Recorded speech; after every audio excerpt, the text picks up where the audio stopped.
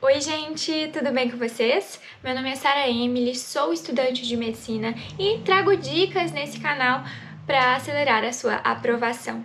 O vídeo de hoje é sobre o que fazer na reta final e ele é direcionado aos alunos que estão estudando desde o início do ano. Para quem está começando do zero e quer fazer o Enem, o vídeo é outro, ok? Então, gente, vamos lá! A primeira coisa que eu gostaria de falar aqui para vocês é que não tem problema se você ainda não terminou a matéria. E se você está programado para terminar a matéria só em outubro, isso não vai te prejudicar desde que você siga as dicas que eu estou trazendo aqui. Eu quis falar isso porque às vezes a gente fica muito nervoso, né? Pensando que já devia ter terminado a prova, ainda mais agora que falta um pouco mais de 80 dias para a prova chegar, quase 3 meses, então tá muito perto, né? Ainda mais pra você que tá lá desde o início do ano se preparando. E a gente vê na internet muita gente falando que tem que revisar e que é só sobre isso. Revisar sim é importante, mas dá pra você conciliar com as coisas que você está aprendendo ainda. Então não faz aquele estudo michuruco para acelerar muito com a matéria e já poder gastar todo o seu tempo com revisão. Porque quando você quer uma faculdade muito concorrida, um curso muito concorrido, você tem que tomar cuidado, né, também com os detalhes. Então não negligencia as matérias que você está estudando por conta dessa ansiedade de ter que revisar logo.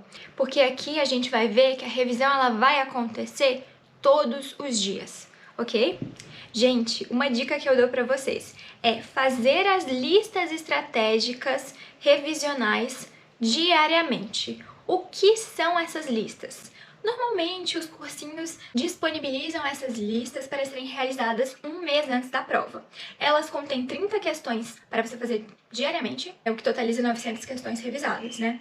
E são 30 questões, 3 matérias diferentes por dia, ou seja, 10 questões por matéria. E elas são estratégicas, primeiro, porque elas contêm os assuntos que mais caem no Enem e também porque elas utilizam uma repetição espaçada, ou seja, se um assunto como análise combinatória é importante, ele vai aparecer mais vezes. Ah, mas tem um assunto que é mais importante que a análise combinatória. Então ele vai aparecer ainda mais vezes do que a análise combinatória.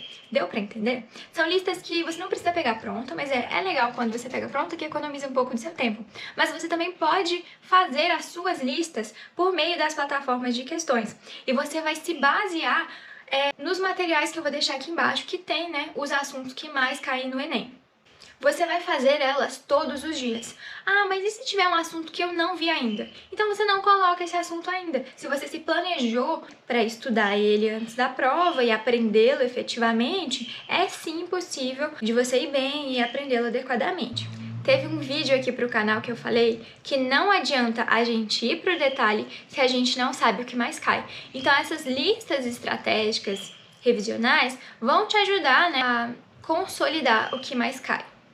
Não que o detalhe não seja importante, ele é muito importante. É por isso que você não vai negligenciar as matérias que ainda faltam e nem acelerá-las. Outra coisa, pessoal, é fazer o Anki todos os dias. O Anki é um aplicativo que tem uma inteligência associada, que é baseado também na repetição espaçada. É uma ótima estratégia de revisão. E por serem perguntas bem diretas e respostas diretas também, você faz eles bem rapidinho. Você normalmente faz os seus flashcards, mas também dá para pegar prontos na internet. Quando eu tava estudando no cursinho, eu tinha um grupo de amigas que a gente, no intervalo, assim, a gente sentava numa rodinha e ficava uma fazendo perguntas para as outras. Eram flashcards prontos que a gente tinha comprado, não era no Anki mesmo, mas ajudava muito. Além disso, é muito indicado vocês fazerem diariamente o recall. O que é isso? É você basicamente tentar lembrar, puxar na sua memória determinado assunto que foi dado na aula, por exemplo, ou que você estudou, ou de uma questão que você errou e que você já viu a teoria novamente e quer consolidar ela. Você tenta lembrar sem consultar nada. E depois que você fez, né, esse exercício, você pode consultar o que você acabou esquecendo. Isso é bom, né, para memorização. Além disso, as listas de fixação devem ser diárias. Você vê a aula, faz uma lista de fixação. E também é muito indicado fazer as listas de revisão, que tem os assuntos que você já viu. São listas globais, assim, você monta lá nos aplicativos de questões e faz listas com tudo que você já viu, não só com o que mais cai, como as listas revisionais funcionam. Além disso, eu indico muito que vocês façam listas globais dos erros. Então, no final de semana, você separa um tempinho e faz, sei lá, 15, 20 questões das coisas que você errou durante a semana. É ótimo para você não repetir o mesmo erro de novo. Pessoal, matemática e redação é prioridade agora, tá bom? Você vai ter que dedicar todos os dias um pouquinho para matemática, para fazer umas questões. Se você não aprendeu muito bem a base ainda, mesmo estudando desde o início do ano, ainda dá tempo, né? Aprenda a base, que normalmente são os assuntos que mais caem, né? Eu melhorei muito a minha agilidade em matemática e também o meu raciocínio, fazendo questões da URGS. Eu ia lá nas plataformas de questões de novo e fazia lá as questões várias. Eu achava até prazeroso depois de um tempo fazer, porque eram bem desafiadoras algumas e melhorou muito minha agilidade para o Enem. Mas você também pode fazer só as questões do Enem. A da URGS é só uma sugestão. Em relação à redação, eu indico fortemente que vocês façam o modelo pronto de vocês, tá bom? No meu primeiro ano que eu fiz o Enem, eu tirei uma nota boa na redação, mas eu demorei tanto tempo para fazer essa redação que acabou que eu não consegui ter tranquilidade para resolver as questões de humanas e linguagens. Então, para mim, acabou que não deu certo. Então eu decidi fazer o meu modelo. É porque na hora da prova, a gente tá mais nervoso, a gente tem medo de fazer, às vezes, até o que a gente treinou pra fazer. Então vocês têm que trabalhar essa parte do psicológico, do mental também, né? A questão dos modelos prontos não é você pegar um da internet, não. É você montar o seu modelo com argumentos coringas que funcionam. Isso não significa deixar de lado a sua criatividade, porque vai que o tema vai ser uma coisa muito diferentona. Você tem que ter, né, também a sua criatividade, saber escrever bem, mas os modelos auxiliam muito, de verdade. Pessoal, quando a gente revisa, a gente de fato aprende o que foi estudado. Isso é melhor para consolidar na memória, a gente vai ter mais agilidade nas questões, a gente vai passar a enxergar até padrões nas questões do Enem. Então, quando você faz as listas revisionais estratégicas, as listas globais, as listas de fixação, ou os simulados, ou as provas antigas, isso é ótimo, porque aí você vai errar. E o que você vai fazer com esse erro? Você vai identificar o tipo de erro. Tem erros por falta de atenção, que aí você vai trabalhar de uma maneira. Eu vou fazer um vídeo sobre como corrigir os erros dos simulados, tá? Então, se for um erro de atenção, você vai corrigir de uma maneira. Se for um erro de conteúdo, você vai aprender aquilo, mesmo que seja um assunto que você já deveria ter aprendido no passado. Esse é o momento, essa é a oportunidade para você revisitar esse assunto e aprendê-lo de forma efetiva, já que agora você sabe como, né, você realiza o estudo ativo, porque você me segue e já assistiu meu vídeo sobre isso. E quando você corrige do modo adequado, você vai saber o que revisar. Então, naquelas listinhas que você vai fazer no final de semana, dos erros, listas curtas, 15, 20 questões, né? Se você conseguir encaixar na sua rotina, isso é muito bom, né? Porque aí você vai voltar naquela questão e vai aprender a fazer do jeito certo. Ai, Sara, mas você falou muita coisa, não dá pra fazer tudo isso num dia. Pessoal, estabeleça prioridades. O que é essencial no meu dia? E também você tem que considerar, né, as suas dificuldades principais para você estabelecer essas prioridades de fato. Pessoal, no meu Anki, na época lá do vestibular, eu tinha mais de 1000 flashcards.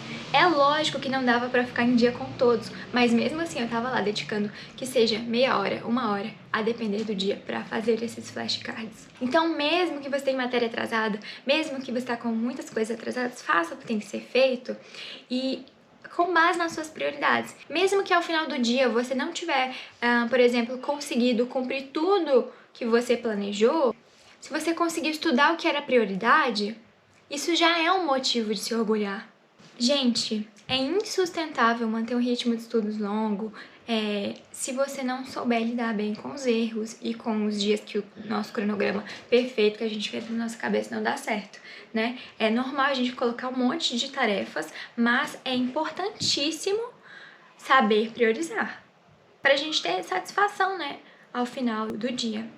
E pra fechar, pessoal, mais 2 dicas aqui pra vocês. A primeira é fazer provas antigas ou simulados todas as semanas. E fazer igual como se fosse no dia da prova mesmo. Com o temporizador, contando a cada 30 minutos, que é o tempo que eles te dão pra você se organizar. Você vai treinar as condições que você terá lá no dia da prova. Outra coisa é você fazer as provas do Enem picadas. Como assim? Na segunda-feira você vai fazer uma prova antiga ou um simulado de matemática. Então são 45 questões. Você já corrige. Aí na terça-feira você faz uma de ciências da natureza, aí você corrige.